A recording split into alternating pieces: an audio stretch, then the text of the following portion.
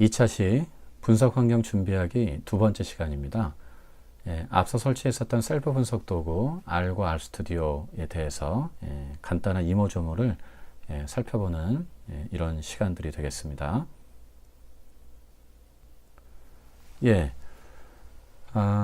제일 먼저 설치했던 R 베이스 버전을 먼저 이제 실행한 화면인데요. 보통 바탕화면에 이렇게 파란색으로 R이라는 이런 아이콘을 아마 만나보실 수가 있을 겁니다. 그래서 사용하고 계시는 이제 운영체제가 32비트면 이 i386이라는 이런 이름으로 아마 아이콘이 있을 거고요. 또 64비트를 이제 설치하셨을 경우에는 x64라는 이런 이름으로 아이콘들이 있죠. 그래서 운영체제에 맞는 걸 여러분이 좀 클릭하셔가지고요. 실행하시면은 지금 보고 계시는 화면처럼 R 그 버전이 몇 버전이 그 베이스 버전을 이렇게 이제 실행한 화면을 만나실 수가 있죠.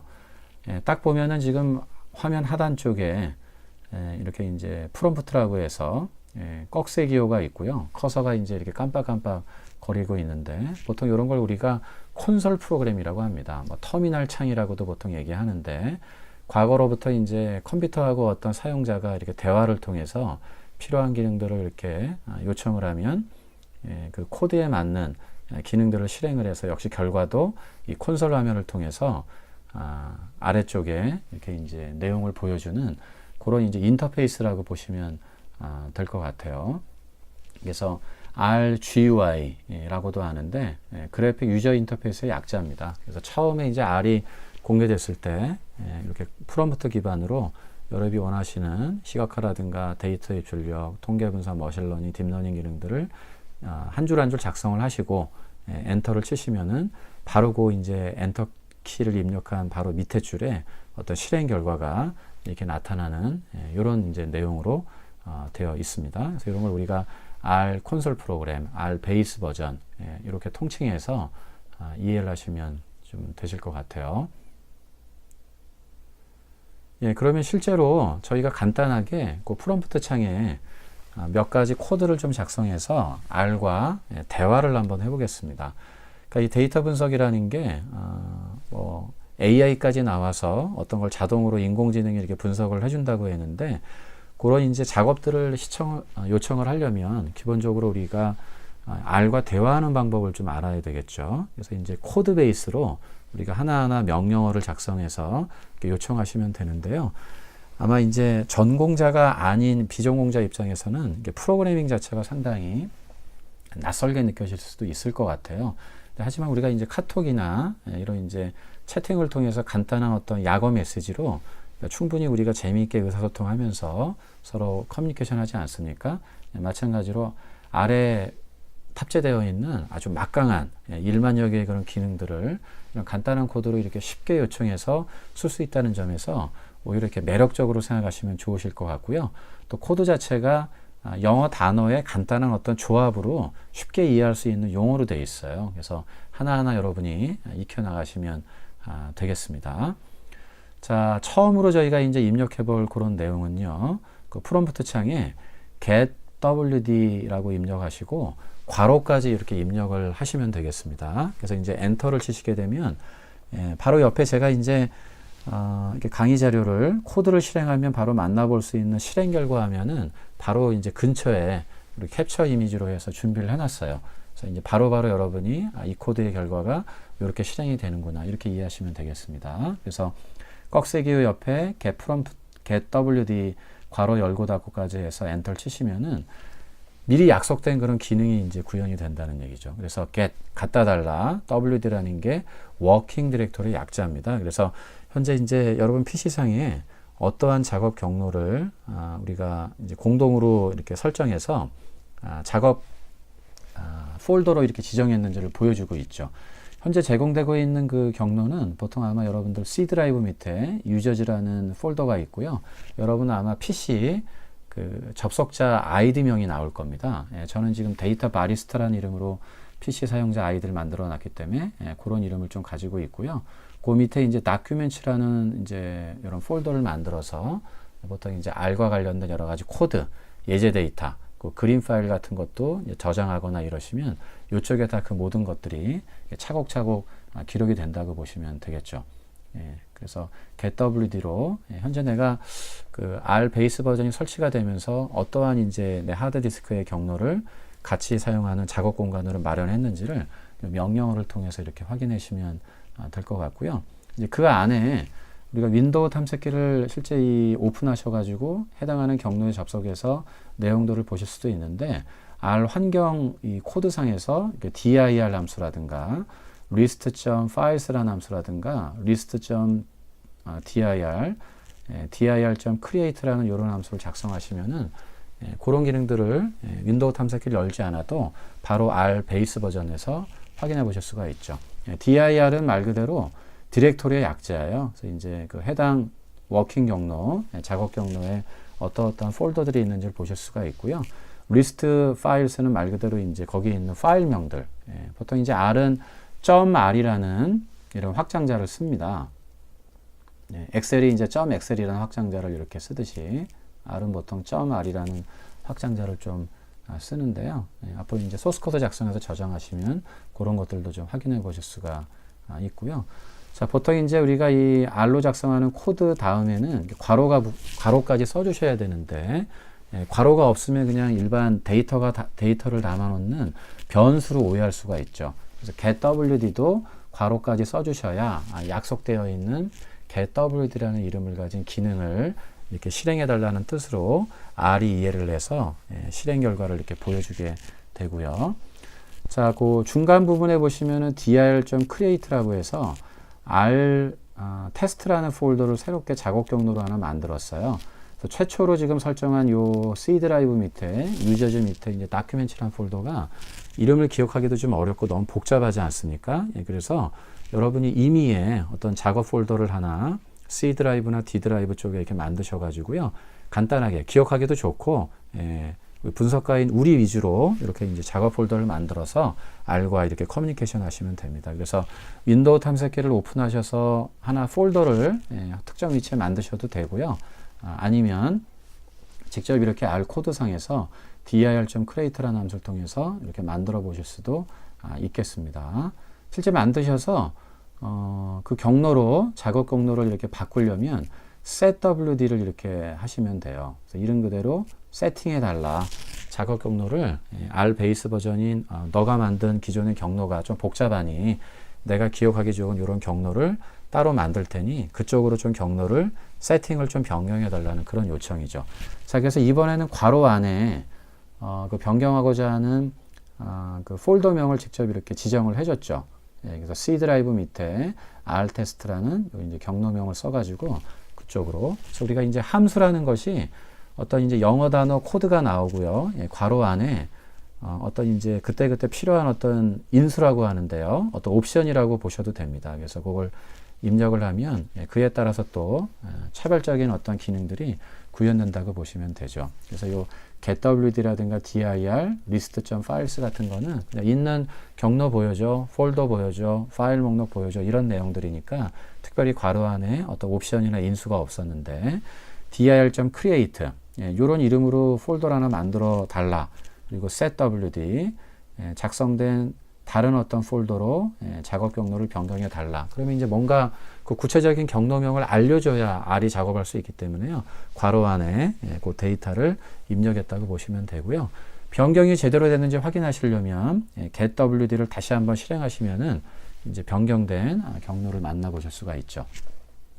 자, 근데 이 대목에서 저희가 이제 좀 눈여겨볼 점이 있는데 그 작업 경로를 설정하실 때 이 부분부터 조금 불편하게 좀 막히시는 경우들이 있어요. 그래서 이제 경로를 설정할 때 잘 보시면은 따옴표를 이렇게 써야 됩니다. 그래서 R에서 폴더명이라든가 또 어떤 파일명을 우리가 입력을 할 때는 반드시 양쪽에 작은 따옴표라든가 아니면 이렇게 더블 코테이션 마크, 싱글 코테이션 마크 다 혼용해서 쓰기 때문에 작은 따옴표를 쓰셔도 되고 아니면 겹따옴표를 쓰셔도 상관은 없겠습니다. 다만 열고 닫는 그런 조합이 맞아야 되겠죠. 작은 따옴표로 시작했는데 큰 따옴표로 이렇게 닫으면 안 됩니다. 그래서 이 안에 작업 경로나 파일명을 이렇게 작성하시면 되겠고요. 특히 이제 그 다음에 이렇게 C 드라이브 밑에 드라이브명을 표시할 때 그 이니셜하고 콜론이라는 기호를 작성하게 되어 있습니다. 그래서 요 드라이브명을 작성하시고 그 다음에 이제 이렇게 백슬래시 기호라든가 아니면 백슬래시 같은 경우는 이렇게 2번 이렇게 작성하게 되어 있죠.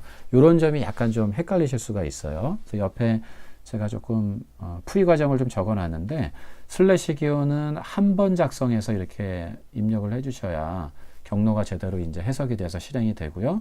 슬래시 기호를 이게 2번 설정해서 경로를 작성하시면은 이제 오류가 나죠. 그래서 엔터를 치시면은 콘솔 창에 요 경로를 해석할 수가 없다는 이런 아마 오류 메시지가 나올 겁니다. 그리고 백슬래시 기호는 2번 정도 이렇게 작성을 해주셔야 되는데 보통 저희가 엔터키 위에 이렇게 W라는 이런 표시가 보통 되어 있거든요. 그래서 이제 문자 코드에 따라서 백슬래시가 이렇게 W로 보이는 경우들도 있으니까 참고하시면 되겠습니다. 그래서 우리가 경로명을 설정할 때, 그러니까 여러분이 이제 데이터 분석을 하시려면 내 PC에 있는 여러 가지 데이터셋을 메모리로 로딩하셔야 되잖아요. 그러면 R한테 어떤 폴더에 들어가서 어떤 이름을 가진 파일을 이렇게 로딩해 달라 요청하셔야 되는데 그때 이제 작업 경로 지정이라든가 파일명을 이제 선택하실 때 이 슬래시 기호는 한 번, 백슬래시 기호는 그때 2번씩 이렇게 작성해 줘야 된다는 점을 기억하시면 되겠고요.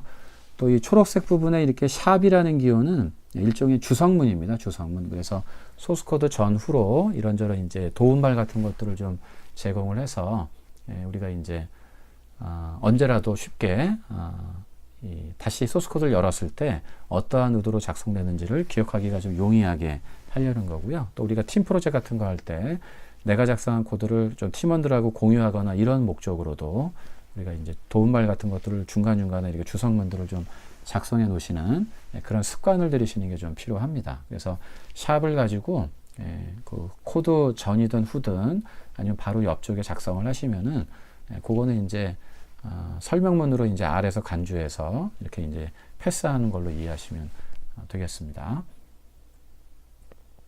두 번째는 간단하게 우리가 이제 그 어떤 그 데이터를 조금 입력을 해가지고요, 연산도 해보고 그래프도 그리는 그런 시간을 좀 가져보도록 하겠습니다.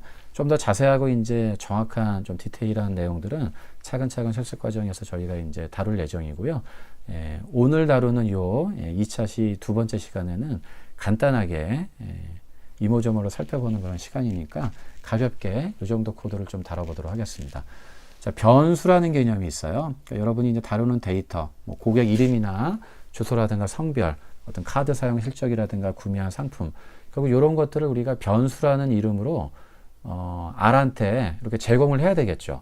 그래서 그걸 저희가 필요할 때 다시 호출해 가지고 출력도 해보고 그래프도 그리고 또 사칭 연산을 적용해서 평균도 구하고 최대값도 구하고 하는 이런 작업을 하게 되는데, 그러한 데이터를 보관하는 메모리상의 임시 장소, 이걸 우리가 이제 보통 variables, 변수라고 보통 얘기합니다. 그래서 지금 변수 xy에 간단한 이제 숫자 같은 것들이 이제 입력이 되어 있고요. 그래서 아래서는 그 어떤 변수의 데이터를 입력할 때 이렇게 화살표 연산자를 쓰도록 되어 있어요. 그래서 이 오른쪽에 있는 일련의 데이터들을 왼쪽에 있는 어떠한 영문 이니셜을 갖는 변수에 이렇게 입력해 달라는 직관적인 어떤 표시로 화살표 기호를 써가지고 데이터를 입력한다, 이렇게 이해하시면 되겠습니다. 자, 그리고 이제 C 함수라고 보통 읽는데 C라고 이렇게 쓰고 괄호 안에 콤마 기호로 어떤 1, 2, 3, 4라든가 2, 4, 6, 8이라는 데이터가 입력되어 있잖아요. 그래서 한 번에 여러 개의 데이터들을 C가 이제 컴바인의 약자입니다. 컴바인. 그래서 묶어준다, 결합해서 한꺼번에 변수에 집어넣는다는 뜻으로 이렇게 입력이 돼 있죠. 그래서 이렇게 한 줄 한 줄 입력해서 엔터를 치시면은 그러니까 X 1, 2, 3, 4 입력하시고 엔터, 또 Y 화살표 C 함수 안에 2, 4, 6, 8 입력하시고 엔터 치시면은 이게 메모리에 이제 등록이 이제 됩니다. 그러면 이제 그 해당되는 내용을 내가 조회하고 싶어 이러신다면 언제든지 그 XY 이름으로 등록을 해놨기 때문에 메모리상에 X 이름으로 이렇게 호출하시면 되죠. 그러면 이제 그 들어있는 내용 1, 2, 3, 4가 이렇게 출력이 되고요. 또 Y도 이제 별도로 이렇게 작성해서 엔터를 치시면은 들어있는 2, 4, 6, 8이라는 데이터가 이렇게 이제 내용을 확인해 보실 수가 있습니다.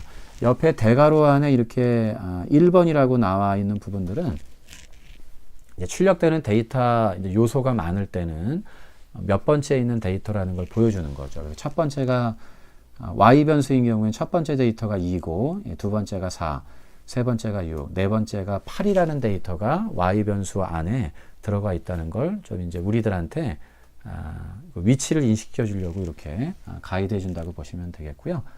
자, 이렇게 이제 입력했던 거를 저장해서 호출을 하실 수도 있고, 또 우리가 단순하게 출력해 보는 게 아니라 간단하게 곱하기를 좀 해보도록 하죠. 그래서 언제든지 이렇게 필요한 사칙 연산이라든가 이런 작업 같은 것들도 자유롭게 하실 수가 있습니다. 그래서 x하고 y에 있는 값을 곱하기 기호를 통해 가지고 우리가 계산 결과를 g라는 z 변수에 일단 또 저장을 한 거죠.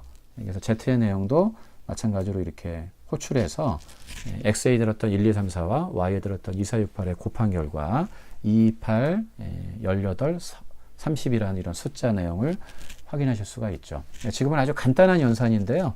나중에 대규모 데이터에 어떤 이제 거래 처리 내역 같은 것들도 이런 방식으로 저희가 이제 입력하고 그걸 또 호출해서 이런저런 어떠한 기준으로 연산을 자유롭게 해볼 수가 있죠.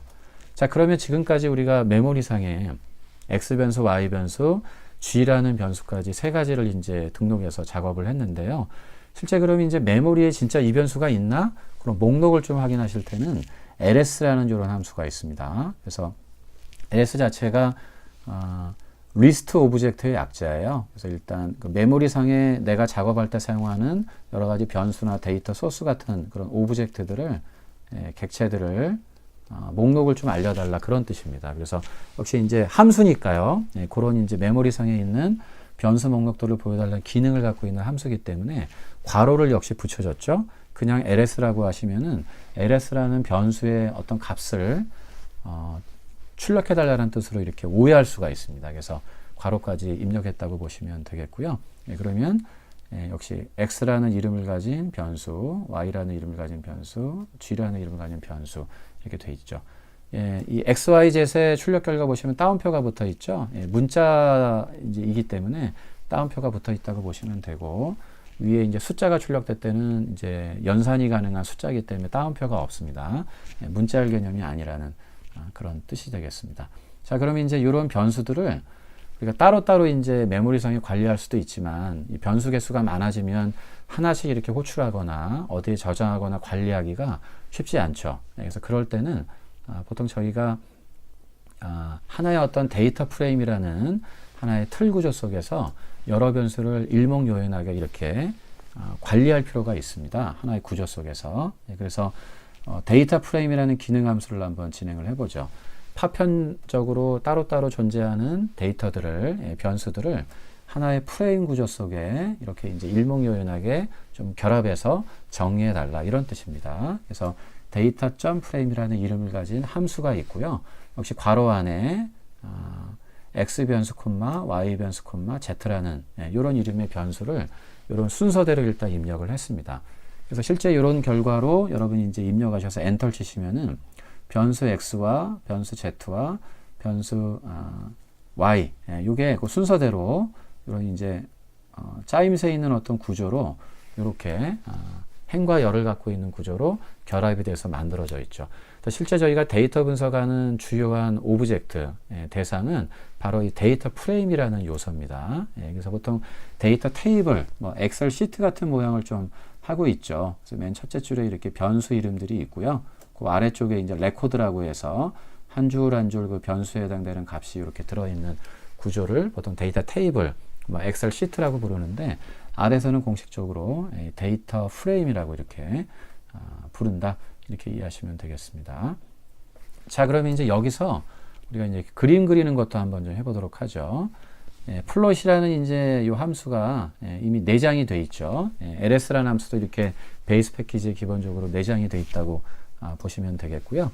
그래서 플롯, 그림을 좀 그려달라는 뜻입니다. 그래서 괄호 안에 변수 x와 변수 z에 들어있는 데이터를 좀 활용해서 플로팅 해달라, 점을 찍어달라, 이런 뜻인데, 실제 이제 그림 결과를 보시게 되면 이 콘솔 창에 이렇게 꺽쇠기호 다음에 그림이 바로 나올 수가 없기 때문에 별도 이렇게 그래픽 디바이스라는 창이 하나 이렇게 새로 오픈이 될 겁니다. 그래서 이제 해당하는 이제 그림이 별도로 이렇게 이제 작성이 돼서 보실 수가 있는데요.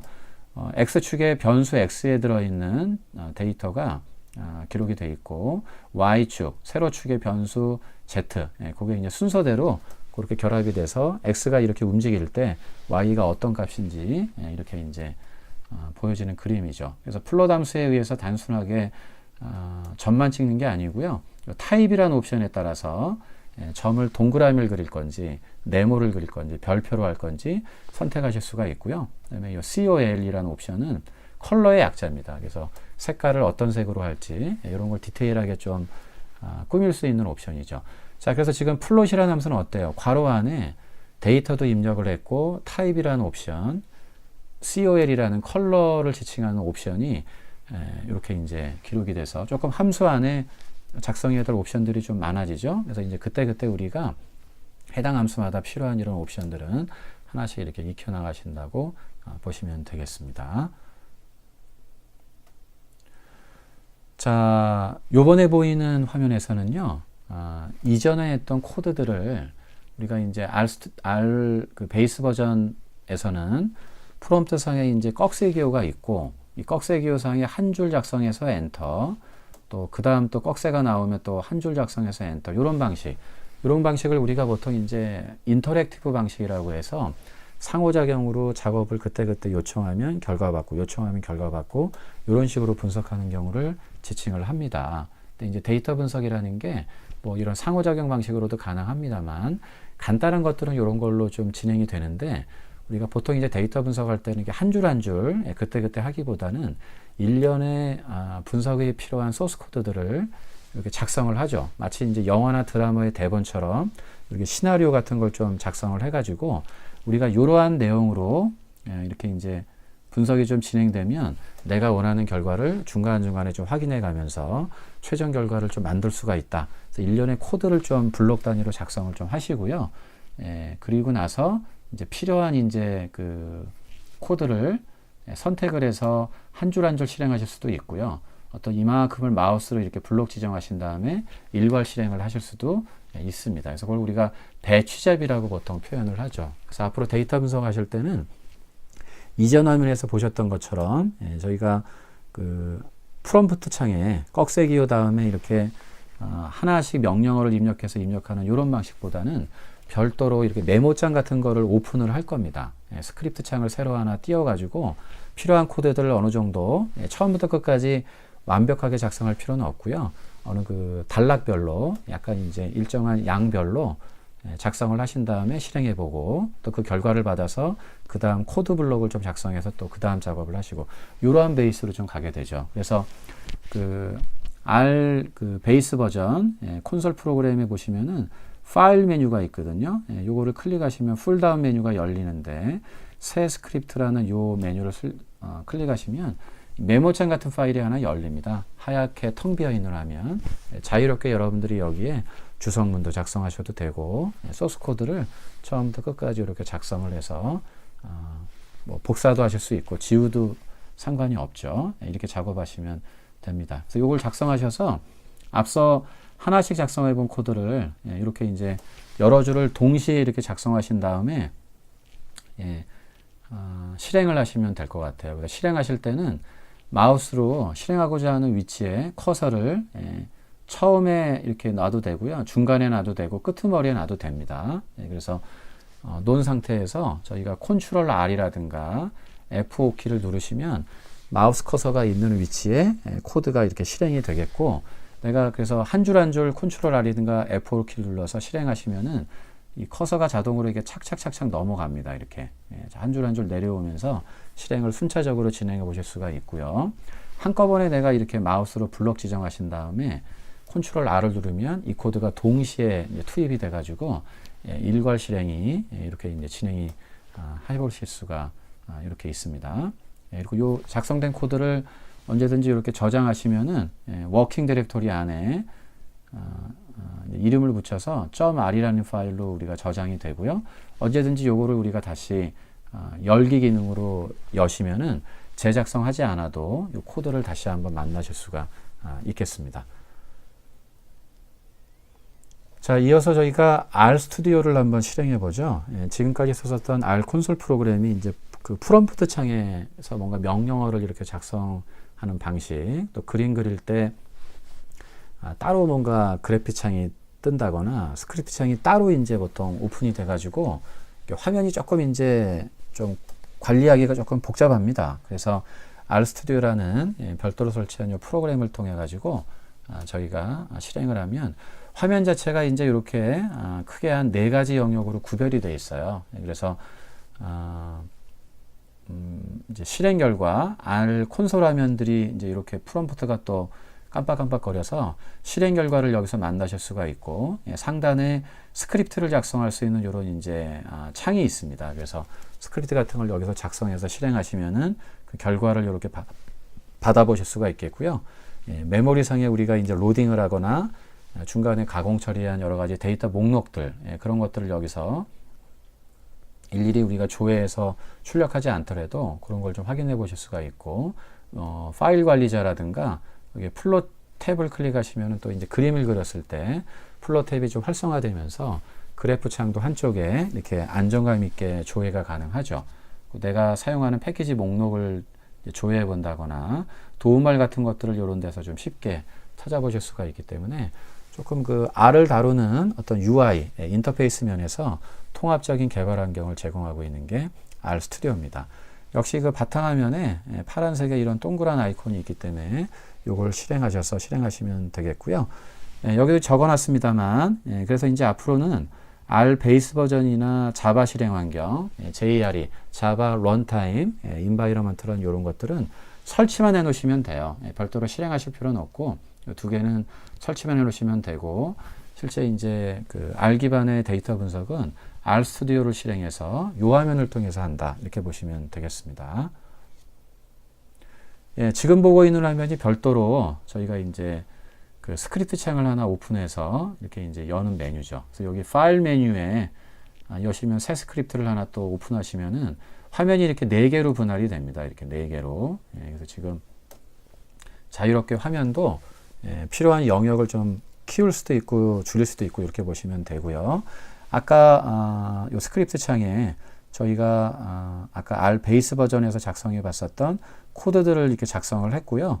요거를 한 줄 한 줄 실행해서 그 결과를 밑에 쪽에서 이렇게 보는 장면이죠. 그래서 그 이제 히스토리 같은 것도 이렇게 지금 확인이 되고 있고, 그다음에 메모리 영역에 여러분이 생성했었던 그 변수 XYZ이 어떤 변수들이 있다, 어떤 데이터가 들어있고 몇 개 정도 데이터가 세부적으로 안에 포함되어 있다는 거를 쉽게 이렇게 조망할 수가 있으셔서 분석가한테 조금 편리하죠. 이런 점들이 좀 있고요. 실제 이제 그림을 그리시면 요 안에 플롯 창이 좀 활성화되면서 플롯 함수로 이제 그림을 그리시면 그 그래프도 이쪽에 일명요연하게 딱 제시가 되어 있어서 조금 더 쉽고 편리하게 구조화된 화면 속에서 분석 작업을 진행해 보실 수가 있습니다. 자, 다만 이 RStudio에서는 이 준비했던 요 스크립트 창의 소스 코드를 실행하시려면 역시 마찬가지로 커서를 실행하고자 하는 위치에 이렇게 처음이든 중간이든 뭐 끄트머리든 이렇게 위치하시면 됩니다. 아니면 일정 부분을 이렇게 마우스로 블럭 지정해서 실행하시면 되는데, 이때는 저희들이 컨트롤 R이 아니라 컨트롤 엔터 키를 치시면 돼요. 실제 키보드 상에서도 컨트롤 R을 누를 때에 비해서 컨트롤 엔터를 누르시면 조금 더 편리하게 이렇게 실행하실 수가 있고요. 또 메뉴 화면 속에서 이 런이라는 아이콘을 클릭하시면 커서가 또 이렇게 한 칸 한 칸 아래쪽으로 넘어가면서 실행이 조금 편리하게 해보실 수 있는 장점이 있습니다. 자, RStudio 관련해서 몇 가지 조금 분석에 필요한 좀 옵션들을 좀 간단하게 좀 살펴보도록 하겠습니다. 상단 메뉴 오른쪽에 보시면은 툴스라는 메뉴가 있어요. 이걸 누르시면 이렇게 풀다운 메뉴가 하나 나타나는데, 제일 하단에 있는 요 글로벌 옵션이라는 메뉴가 있습니다. 그래서 RStudio의 전반적인 환경을 좀 조정하는 그런 메뉴인데, 그럼 이런 네모난 모양의 어떤 그 팝업 메뉴가 나타날 텐데요. 제너럴이라는 메뉴를 좀 눈여겨볼 필요가 있죠. 그래서 여기 가시면은 현재 내가 쓰고 있는 R 버전이 어떤 버전인지 그걸 좀 확인해 보실 수가 있죠.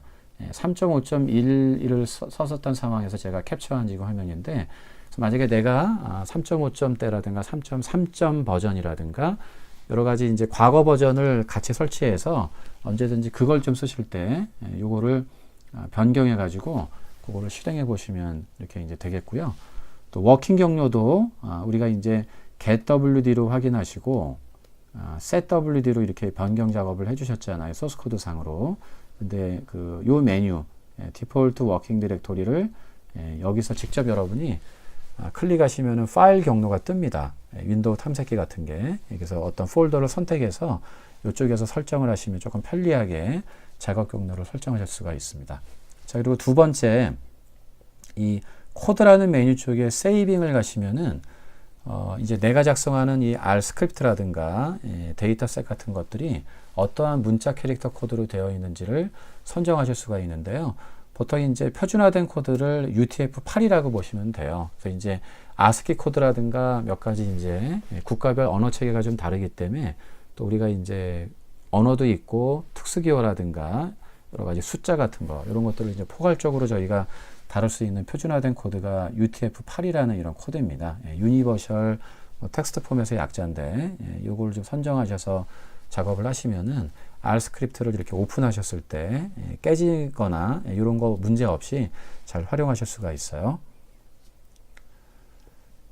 마지막 요 옵션까지 살펴보도록 하겠습니다. 세 번째 어피어런스 가시면은 여기 이제 여러 가지 소스 코드 내용이 너무 이제 하얀 화면에서 작성하다 보면 좀 눈이 피로하다 이러신 경우에는 여기 테마라든가 이렇게 준비되어 있는 테마 같은 걸 좀 선정하시면 블랙 화면으로 바꿀 수도 있고 주요한 이런 기능 함수들의 색깔 같은 것도 테마별로 조금 다르게 이렇게 조합을 갖고 있는 디자인들이 있으니까 그걸 좀 설정하시면 되고요. 내가 생각하는 여러 가지 뭐 폰트 유형이라든가 또 활자의 어떤 크기 이런 것들도 조정을 해서 눈의 피로도를 조금 더 줄이는 방향으로 선택을 좀 해보실 수가 있다. 이렇게 보시면 되겠고요. 그리고 펜 레이아웃이라는 영역이 있습니다. 그러면 이제 RStudio 영역을 이렇게 네 가지로 좀 보통은 이제 구별해서 만드는데 왼쪽 위가 스크립트를 좀 작성하면 이걸 실행하면 왼쪽 하단에 그 콘솔 창에서 실행 결과를 보실 수가 있고요. 메모리상에 이제 어떠한 이제 데이터들을 우리가 다루는지를 오른쪽 상단의 메모리 영역을 보실 수가 있고 오른쪽 하단에 이제 잡동사니 영역입니다. 그래서 뭐 도움말, 패키지 목록, 그래프가 활성화되면 그래프가 보인다거나 파일 관리자 같은 것들이 같이 결합되어 있는 영역이죠. 이걸 적절하게 여러분들이 뭐 위치 같은 걸 좀 변경해서 세팅해서 이렇게 다뤄보실 수가 있습니다.